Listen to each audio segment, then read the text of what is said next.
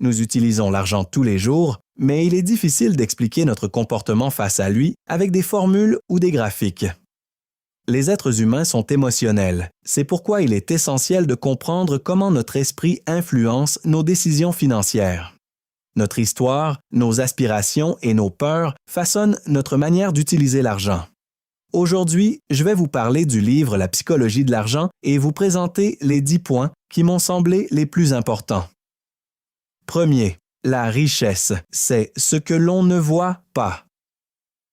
La véritable richesse n'est pas celle que l'on voit sur les réseaux sociaux. Elle ne se trouve pas dans les voitures de luxe, les villas ou les montres coûteuses. Ce ne sont pas des signes de richesse, mais des signes de dépense. La richesse réelle, c'est l'argent que vous n'avez pas dépensé. Ce sont les investissements qui croissent silencieusement et l'épargne que personne ne voit. Chaque fois que vous voyez quelqu'un dépenser beaucoup, ce que vous voyez, c'est de la consommation, pas de la richesse. Pensez-y ainsi.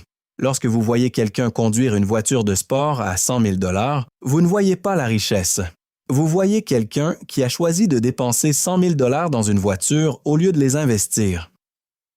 La personne véritablement riche pourrait conduire une voiture ordinaire pendant que ses investissements génèrent des rendements supérieurs aux 100 000 $ de la voiture de sport.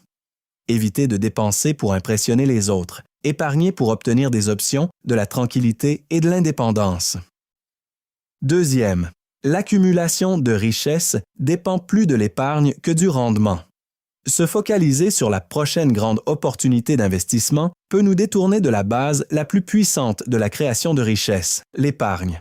À long terme, épargner 20% de vos revenus et les investir avec des rendements conservateurs vous mènera plus loin qu'épargner 5% avec des stratégies agressives. Les mathématiques sont simples. Si vous gagnez 50 000 $ par an et que vous épargnez 10%, cela représente 5 000 $ par an. Un rendement de 10% vous rapporterait 500 $ supplémentaires. Mais si vous augmentez votre taux d'épargne à 15%, vous passez de 5 000 à 7 500 $, ce qui générerait 750 $ supplémentaires, sans changer votre stratégie d'investissement.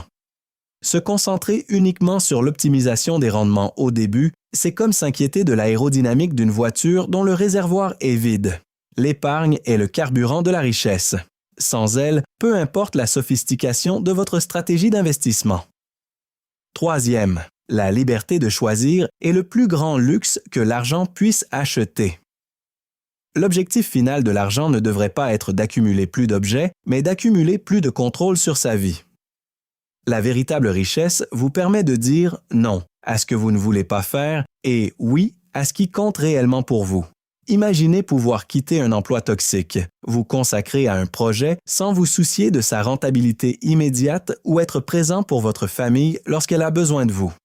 Bien géré, l'argent achète quelque chose de plus précieux que des biens matériels. Il achète la liberté, le contrôle de votre temps et la possibilité de vivre selon vos propres règles. Cette liberté est la véritable preuve de richesse, bien plus que n'importe quel symbole de statut.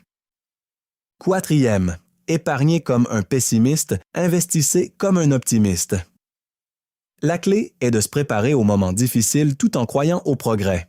Épargnez comme si le monde pouvait s'effondrer demain.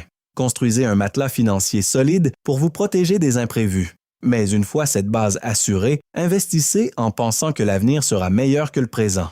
Malgré les guerres, les pandémies et les crises économiques, les gens continueront d'innover. Les économies continueront de croître et les opportunités continueront d'émerger, comme cela a toujours été le cas dans l'histoire. Cette combinaison vous protège face aux risques à court terme tout en vous permettant de profiter de la croissance à long terme. Cinquième, les bons investissements ne sont pas nécessairement complexes. On a tendance à croire que les stratégies les plus complexes sont celles qui donnent les meilleurs résultats. En réalité, les meilleures stratégies sont souvent simples et ennuyeuses. Épargner régulièrement, diversifier, réduire les coûts et investir à long terme. Warren Buffett, peut-être l'investisseur le plus célèbre de l'histoire, a construit son empire avec des principes simples appliqués avec discipline pendant des décennies. Vous n'avez pas besoin de formules secrètes, vous n'avez pas besoin de prévoir chaque mouvement du marché. Vous avez besoin de suivre des principes simples avec discipline. Les meilleures stratégies financières sont celles que vous pouvez expliquer à un enfant de 10 ans et appliquer pendant 50 ans à travers différents cycles économiques. Évitez les raccourcis et méfiez-vous des gourous. aux formules magiques. La simplicité et la constance sont souvent les véritables clés du succès. Sixième, planifier l'échec et les surprises. L'histoire financière est remplie d'événements imprévus que personne n'aurait pu anticiper. Personne n'avait prévu les guerres mondiales, la révolution numérique ou une pandémie mondiale. L'incertitude fait partie de la vie et des marchés financiers. Il ne s'agit pas de prédire ce qui va mal tourner, mais d'accepter qu'à un moment donné, quelque chose tournera mal. Cela signifie maintenir un fonds d'urgence solide, éviter un endettement excessif, diversifier vos investissements, garder son calme face à la volatilité. Une bonne planification ne consiste pas à prédire l'avenir, mais à se préparer à plusieurs scénarios possibles. Septième, définissez vos propres objectifs financiers.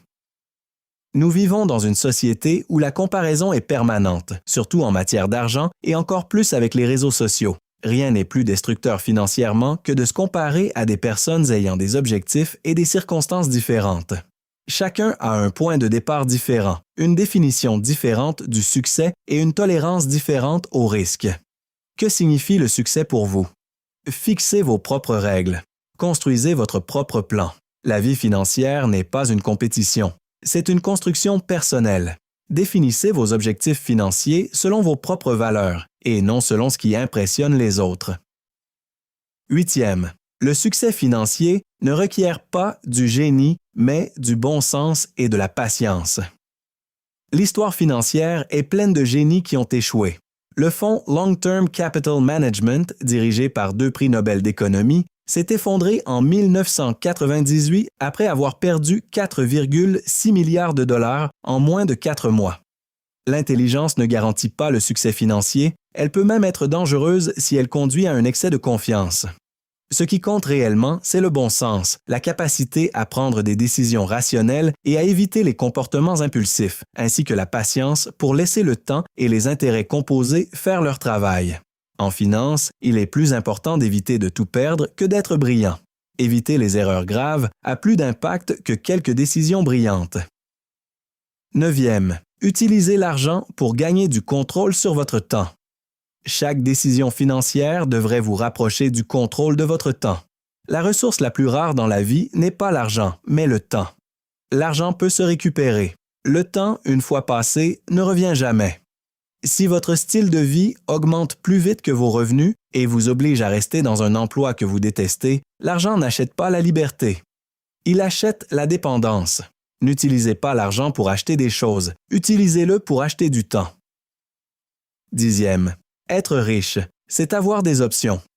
Être riche ne signifie pas accumuler une grande somme d'argent. La véritable richesse, c'est avoir des options, pouvoir changer d'emploi, déménager si nécessaire, faire face aux imprévus sans s'endetter et avoir la liberté d'adapter ses choix à l'évolution de ses priorités. La meilleure stratégie financière n'est pas celle qui maximise chaque euro, mais celle qui vous donne le plus de flexibilité face à un avenir incertain. La richesse n'est pas seulement ce que vous pouvez acheter aujourd'hui, mais les possibilités que vous aurez demain.